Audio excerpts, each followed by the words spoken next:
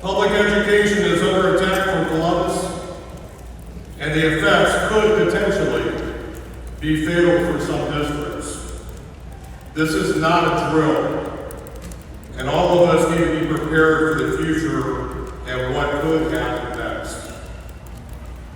When we talk about educating our children, there are no shortcuts.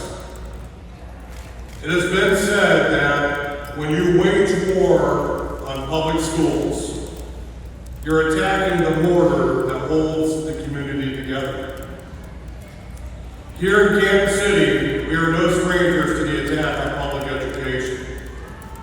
We've been dealing with this for over 20 years.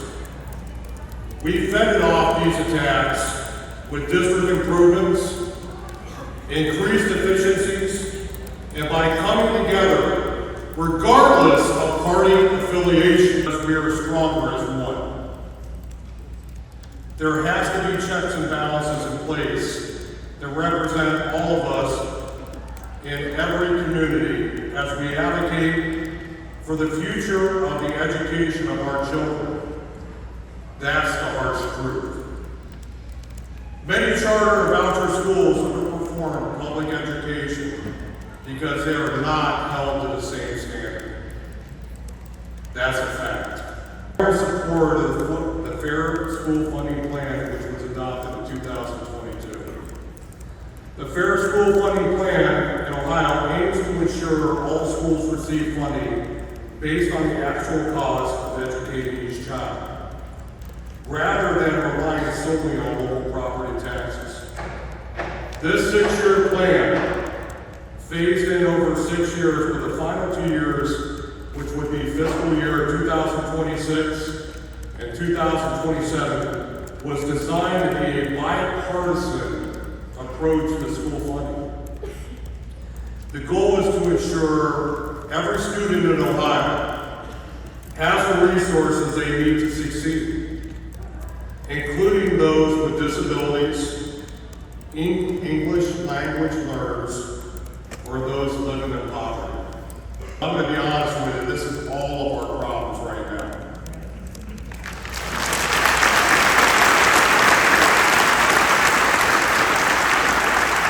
Every elected official that I called and I personally reached out to and asked them how important is your school district, of course they all told me the same thing. The next question I asked them is, how important is economic development to your community? Because you cannot have a conversation about economic development without having a conversation about your kids and your school system. So tonight, we're gathered here as one county, united in one goal, and that's to bring awareness to what is happening in Columbus with our current budget proposals. That, in our opinion, will quickly destroy and dismantle public school districts in Stark County. We're not here to complain or be a victim up here tonight. We're here to share information so that you know the true facts and the information of what is going on, and that you can ask people questions to see what the answers may be. And the narrative that is going on in Columbus and nationwide is wrong. And quite honestly, at times, it's just downright embarrassing. Our people work way too hard to hear this rhetoric from Columbus about how we're not doing this, or we're not doing that, or we're doing this and doing that. And I would tell my folks here in Plain, they've heard me say this before, our folks don't have time to even eat or use the restroom, okay? And we're not doing all these things. And now, we're coming out with these budget proposals that are gonna change your community. And what would happen? So right now in plain rule, and this is in the current Senate proposal that was released, and they made some changes today. This stayed in their proposal. Elimination of inside millage would be a $10.1 million reduction for plain local schools come January 1st. So I'll put that in some perspective for you. That's 120 positions. Okay, 10.1 million, 120 positions. We are the 34th most affected school district in Ohio. And there's a few others of you sitting out here tonight in other school districts that you're not very far behind. So if you don't think it's going to happen in your community, I would respectfully say you're wrong. I said, the majority of the funding we get from Kansas City schools, nearly 80%, comes from the state of Ohio. So when we get wild swings with state funding, we have to constantly look at what programs, what services and supports stay in place. And so we are trying to make consistent improvement with our students. And we are making great gains. So as a leadership team, we work really hard to put money away because we know there are going to be peaks and valleys with funding.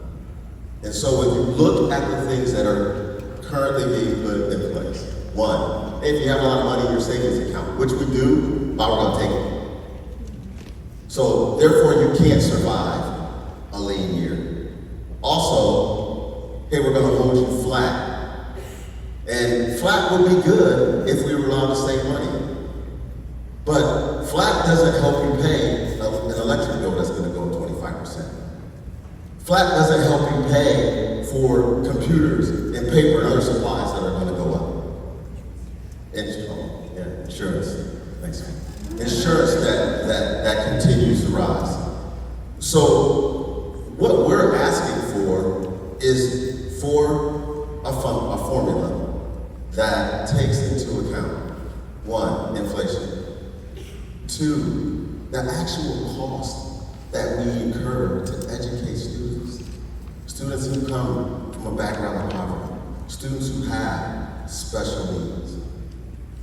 Those types of things we need to have support for, and we need to have consistent support. That it was unconstitutional. They have yet to fix it. And what's unconstitutional is that it's an over-reliance on property taxes. We have limited means. A public school district can only control what it spends. It has almost no control on its revenue. So I think as we look at the big picture from the county, when they take the rainy day, in 2012 we faced a recession. And what the state legislator said to us in 2012 was, well guys, you're in bad shape, you gotta cut all this staff because you should have created a rainy day fund like we have at the state. So they cut us $3 billion in 2012. So we listened to them. Now we have a new General Assembly that's saying, well, now that you have a rainy day fund, we're gonna take it and return it to the taxpayers. Go to them with a promise that we won't come back to them for maybe 5 to 7 years. If they take away our carryover, the state legislature is making us go back because they're taking money away from us. And by the way, the two big winners in plain local from our treasurer, AEP and Amazon. They are cloaking property tax relief, which we know everyone's upset because their property taxes went up. But the ironic thing is that the reliance on property tax is a direct result of the fact that this legislature is not following their constitutional duty to fund schools fairly. For those 50 years, our population has dropped, our enrollment has dropped, and now we have fewer than 1,000 students in our high school, so we are well below over 60% capacity.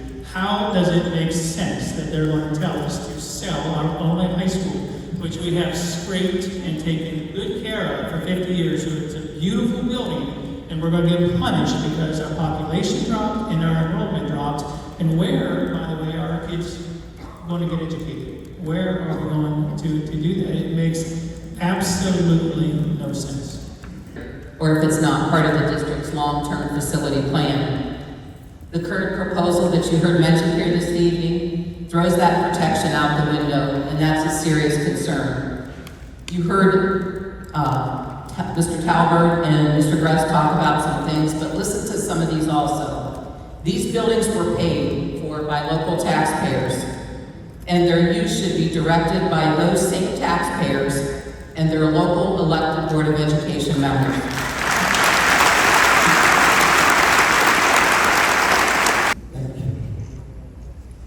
It is an honor and a privilege to serve the residents of Canton, our administration, and our staff as your school board president. I take this job extremely seriously.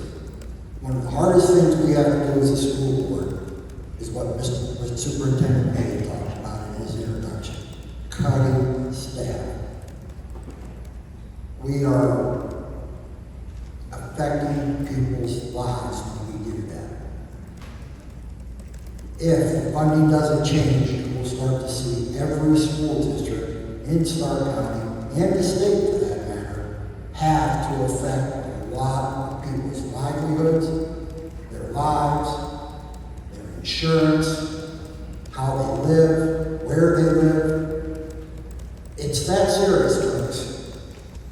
We in Canton have been fighting this for a long time. This is my 9th year on the board, 3rd as board president. We have dealt with this from day one since I got on in day. What I care about is, do you care about my community and my kids?